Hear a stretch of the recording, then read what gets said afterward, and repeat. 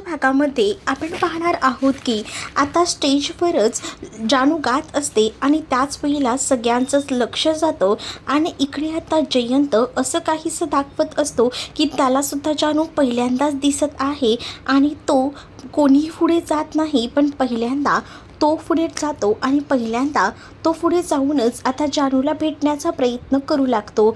जानू स्टेजवर निशब्द होऊन उभी असते, कारण तिलासुद्धा आता कळत नसतं की काय बोलावं, कसं रिॲक्ट करावं. त्यामुळेच ती आता शांतपणे तिथे उभी असते. ज्यावेळेला ती तिथे आता उभी असते ना, तेव्हा मात्र आता जयंत तिथे जातो आणि म्हणू लागतो की तुम्हा सगळ्यांना मी म्हटलं होतं की आपली जानू जिवंत असणार आहे आणि अगदी तसंच झालं. बीनाबाईंनी मी तुम्हाला म्हटलं होतं ना, आपली जानू जिवंत असणार आहे. बघितलंत ना, जानू आपली जिवंत आहे. आणि आज मी आपल्या जानूसाठी उपवाससुद्धा केला होता महाशिवरात्रीचा उपवास केल्यामुळे माझी जानू मला पुन्हा मिळाली आहे. मला खरंच खूप बरं वाटते. जानू, आता आपण दोघंही जण सुखाने पुन्हा एकदा संसार करूया. मला ना हा निर्जय उपवास ना तुझ्या हातूनच सोडायचा आहे. मग आता तू या सगळ्यासाठी मला साथ देशील ना, मला माझा उपवास सोडायला मदत करशील ना, असं देखील आता तो म्हणत असतो. आणि त्याच वेळेला जेव्हा हे सगळं काही तो बोलतो तेव्हा भावना, सिद्धू सगळेच जण भावूक झालेले असतात.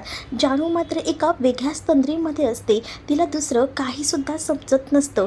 ती एकदमच शांतपणे तिथे उभी असते आणि त्याच वेळेला आता जयंत फक्त तिच्याशी बोलण्याचा प्रयत्न करू लागतो. जयंत तिच्यासमोर आता पाण्याचा तांब्यासुद्धा नेतो आणि तिला म्हणत असतो की मला तुझ्याच हातून उपवास सोडायचा आहे. पण तो आता तांब्याना ती नीट धरतही नाही, कारण तिच्या हातामध्ये तेवढा जोरही नसतो आणि त्यामुळेच ना आता तिकडे असणारी ही जानू खाली कोसळते. जशी जानू खाली कोसळते ना, तसं मात्र आता सगळ्यांनाच मोठा धक्का बसतो. सगळेजण विचार करू लागतात की काय झालं आहे, एवढं काय झालं नेमकं, कशी काय ही अशी पडली. आणि त्याच वेळेला तेच आता निशब्द होतात की जानूला काय झालं, कारण जानूला आता सगळीजण भरपूर दिवसानंतर पाहत असतात. एकतर सगळ्यांनाच धक्का असतो की जानू जिवंत असल्याचा, त्यातच आता जानू अशी काही कोसळलेली असते ना की बापरे, म्हणजे सगळेच जण पाहतच राहतात. दुसरीकडे सईला या सगळ्याचं नवल वाटत असतं, कारण तिच्यासाठी हा सगळ्यात मोठा धक्का असतो. कारण जानू जशी खाली पडते तशी सगळीजणं जानू जानू बोंबलत तिकडे निघतात. एवढे दिवस सईला माहिती होतं की ती तनू होती आणि ती तिच्याशी एकदम छान अशी फ्रेंडशिप ठेवून बोलत होती, पण आज तिला हे सत्य समजलेलं असतं ना, त्यामुळे खूप मोठा धक्का बसतो. जेव्हा तिला हा एवढा मोठा धक्का बसतो ना, तेव्हा त्या सगळ्या गोष्टी ना सहनही होत नसतात. तरीसुद्धा ना आता ती शांतपणे उभी असते. पण दुसरीकडे मात्र आता खूप जास्त टेन्शन जे आहे निलांबरीला आलेलं असतं आणि निलांबरी पाहतच राहते. निलांबरी आता विचार करते की हे सगळं काय आहे. अधिराज म्हणतो की अगं काय झालं आहे तुला, अशी का रिॲक्ट होते. अधिराज आता समोर बघतो तर काय, निलांबरी सांगते की बघा ना तिथे बघा काय आहे ते. आणि मग जेव्हा दिसतं तेव्हा मात्र तो बघतो तर काय, तिथे आता ललिता पडलेली असते. ललिताला बघून त्याला ओळख पडते की ही बाई दुसरी तिसरी कोणी नसून विश्वाची आई आहे. म्हणूनच अधिराज लगेच धावतच विश्वाला स्टेजवरून उतरवत खाली घेऊन जात असतो. पण आता अधिराज सांगू लागतो की जरा थांबा, चला माझ्यासोबत. आणि असं बोलून तो आता विश्वाला घेऊन जातो. तर सईला सुद्धा धक्का बसलेला असतो. विश्वा जेव्हा आपल्या आईला पाहतो तेव्हा त्याला समजतच नसतं की काय करावं ते. विश्वा मात्र आता टेन्शनमध्ये येतो. आपल्या आईचा श्वास चालू आहे का हे बघतो, पण आईचा श्वास बंद पडला आहे ही गोष्ट जेव्हा त्याला समजते तेव्हा तो जोरात आक्रोश करू लागतो. कारण त्याला कळलेलं असतं की त्याची आई आता त्याला सोडून गेली की काय, आणि म्हणूनच तो खूप जोरात आता रडत असतो. आणि त्यानंतर अचानकपणे तिला हॉस्पिटलमध्ये आणलं जात असतं. दुसरीकडे आता जानूला सुद्धा हॉस्पिटलमध्ये नेलं जातं आणि जानूवर सुद्धा आता उपचार केले जातात. कारण जानूला सुद्धा अचानकपणे आता ती बेशुद्ध पडलेली असते. सगळ्यांनाच टेन्शन येतं. त्याच वेळेला भावना आपल्या आईला समजावते आणि तिला बहुतेक खूप मोठा धक्का बसलाय आणि म्हणून तिच्यासोबत हे झालंय. मग तुम्ही काळजी करू नका आई, तू रडू नको, त्रास करून घेऊ नको, आपली जानू बरी असणार आहे. इतक्या दिवसानंतर आपल्याला आपली जानू ठणठणीत व्यवस्थित भेटली आहे, हेच आपलं खूप मोठं भाग्य आहे.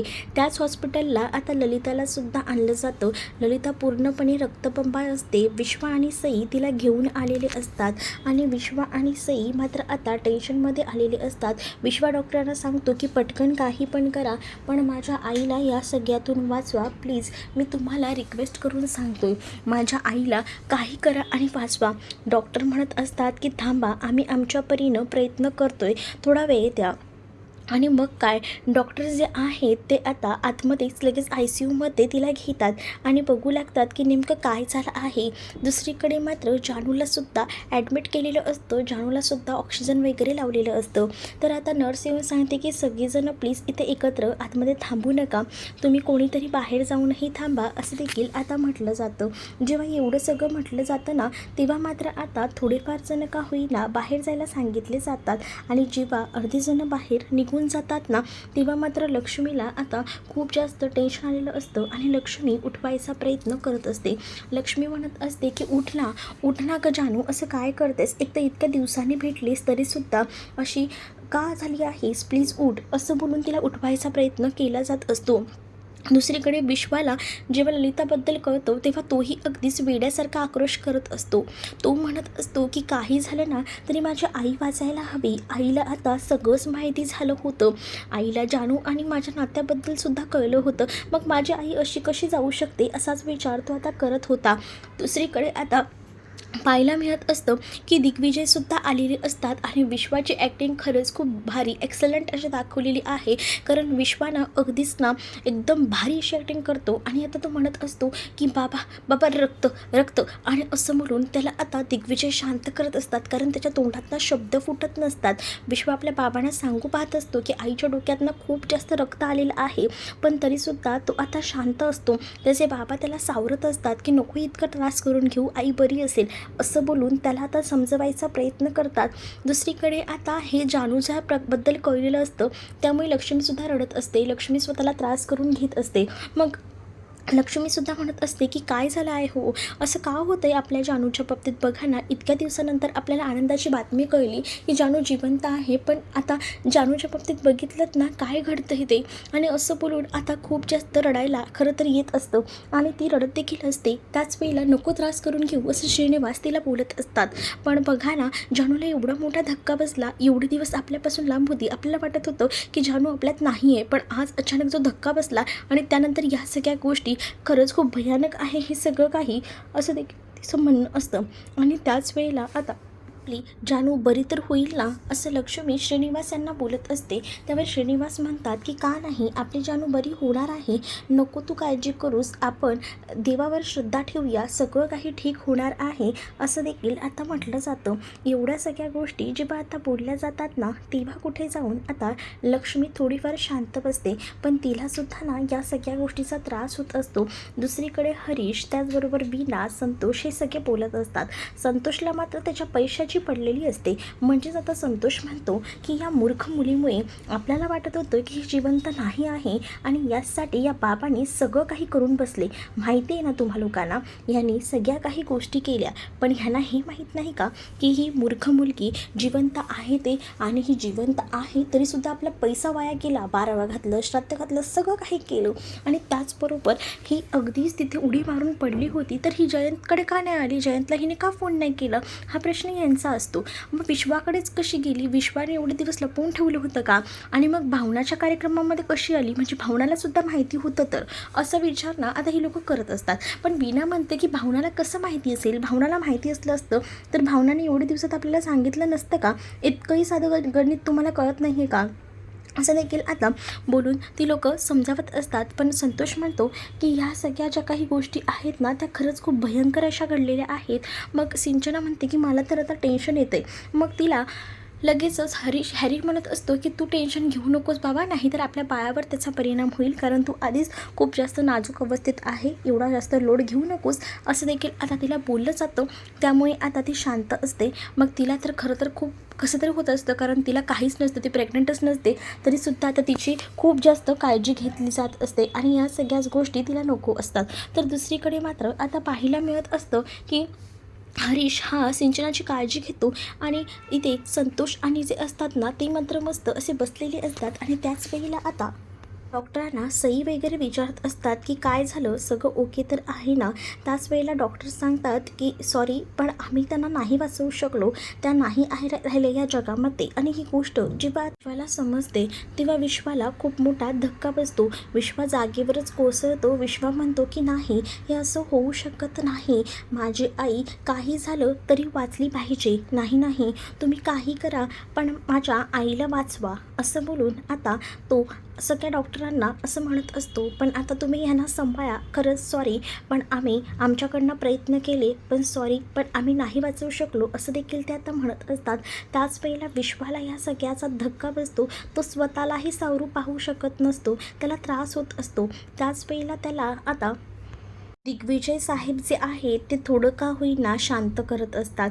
त्याचे बाबा त्याला सांभाळत असतात. नको त्रास करून घेऊ, मला कळतंय तुला ह्या सगळ्याचा त्रास होतोय, पण असं कसं होईल, नको नको, तो त्याला त्रास करून घेऊ नको, असं बोलून त्याला आता कसं बसं सावरलं जात असतं. पण त्याला होणारा त्रास हा त्याला कळत असतो. जानूबद्दल तर त्याला आता काहीच नसतं. आईचा जास्त त्रास होत असतो. दुसरीकडे डॉक्टरांकडे सुद्धा आता सगळेजण चौकशी करत असतात की नेमकं झालंय काय. कारण आता जी अवस्था असते ना ती खूपच जास्त भयानक अशी असते. नेमकं काय झालंय कळत नसतं. पण दुसरीकडे आता फोन आलेला असतो आणि सिंचनाच्या आईनेच म्हणजेच आता रेणुकाने कॉल केलेला असतो. आणि रेणुका कॉल करून याबद्दल सांगू लागते. आणि रेणुका जेव्हा कॉल करते तेव्हा आता हरीशला सांगत असते की माफ करा, पण मला तुम्हाला एक सांगायचं होतं की प्लीज सिंचनाला घरी घेऊन जा. मला कळतंय जानू तिची नणंद आहे, पण हॉस्पिटलचं वातावरण हे खूपच व्यवस्थित नसतं, वेगळं असतं. आणि म्हणूनच मला असं वाटते की प्लीज तुम्ही तिकडनं तिला घेऊन जा, कारण हेच जास्त फायद्याचं ठरेल, असं देखील सांगितलं जातं. जेव्हा या सगळ्या गोष्टी सांगितल्या जातात तेव्हा मात्र हरीश म्हणू लागतो की तुम्ही काळजी करू नका, आम्ही आहोत तिच्यावर लक्ष ठेवायला, तिला काहीही होणार नाही. आणि असं बोलून तो रेणुकाला सांभाळत असतो. संतोषला आता या हॉस्पिटलमध्ये थांबून थांबून वैताग आलेला असतो. आणि तो म्हणत असतो काय यार, या हॉस्पिटलमध्ये सुद्धा ना खरंच ना नुसता कंटाळवाणं काम चालू आहे. आणि तेवढ्यातच ना समोर असलेल्या दिग्विजयना तो बघतो आणि तो म्हणतो की हा माणूस तर त्या दिवशी तोच ना आमच्या घरी आला होता, आईला विचारत होता, हां तोच, आणि त्याची बायकोसुद्धा सोबत आली होती. आता हे सगळं काही संतोषला आठवतं. आणि मग काय, संतोष विचार करतो आणि मग ठरवतो की नाही, या माणसाशी आता बोलायलाच हवं. आता तो बोलायला जातो आणि तुमचे इथे कोण ॲडमिट आहे असं म्हणतो. त्याच वेळेला आता ॲडमिट ना माझी बायको आहे. डॉक्टरांनी सुद्धा सांगितलेलं असतं आम्ही पुढची सगळी तयारी करतोय, तुम्ही पेशंटना घरी घेऊन जाऊ शकता, कारण आता बॉडी तुमच्या हातात दिली जाईल, थोडा वेळ द्या, असं देखील सांगितलं जातं. मग त्याच वेळेला इथे असणारा संतोष याला दुःख व्हायचं सोडून ना त्याला आता या सगळ्याचा आनंद होत असतो. आणि त्याच्या चेहऱ्यावर तो आनंद स्पष्ट दिसत असतो. तो म्हणत असतो की कसली भारी गोष्ट झाली, आणि या सगळ्या गोष्टी कशा ना मलाच बरोबर समजतात. बरं झालं फायनली मला समजलं, नाही तर काय घडलं असतं असा विचार देखील ना आता तो करत असतो.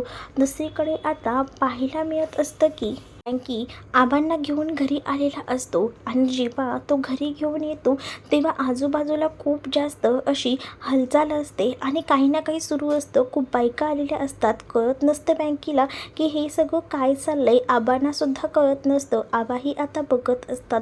मग त्याच वेळेला आता बँकेत विचार करतो की काय घडलं असेल, काहीतरी नक्कीच विपरीत घडलं असेल, असं देखील बँकेच्या मनामध्ये येऊ लागलेलं असतं. दुसरीकडे जयंत आता तो तर स्वतःला त्रास करून घेत असतो.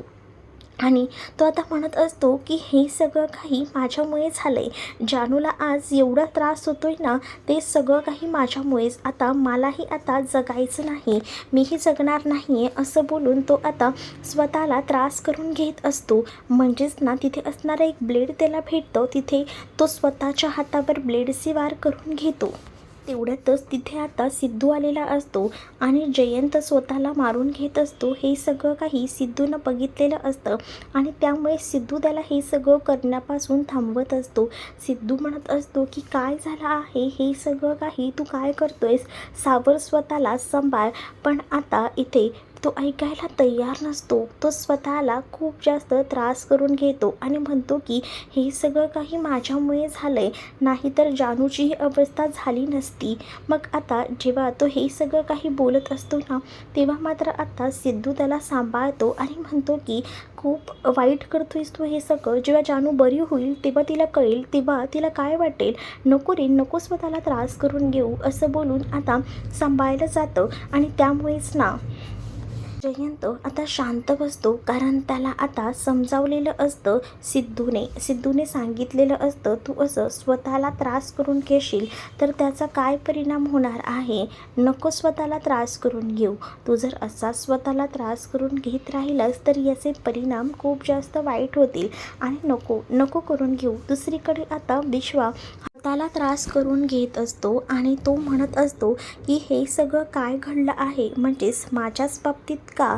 आणि असं बोलूनच ना आता तो स्वतःला त्रास करतो आणि म्हणतो की आईला आता कुठे सगळं काही कळलं होतं की जानूच आमच्याबरोबर आहे आणि जानू जी आहे तिचं आणि माझं नातं या सगळ्याबद्दल कळलं होतं. तू मला अशी अचानक कशी सोडून गेलीस. नाही आई, हे सगळं काही होऊ शकत नाही. उठ, तू शुद्धीवर ये, असंच तो आता बोलत असतो. दुसरीकडे आता पाहायला मिळतं की जी सई असते तिने आता फोटो रेडी करून आणलेला असतो आणि तो फोटो ना आता ती तिथे असलेल्या भिंतीवर लावते. आणि जेव्हा ती तो फोटो भिंतीवर लावते मात्र आबा आणि बँकेला धक्का बसतो.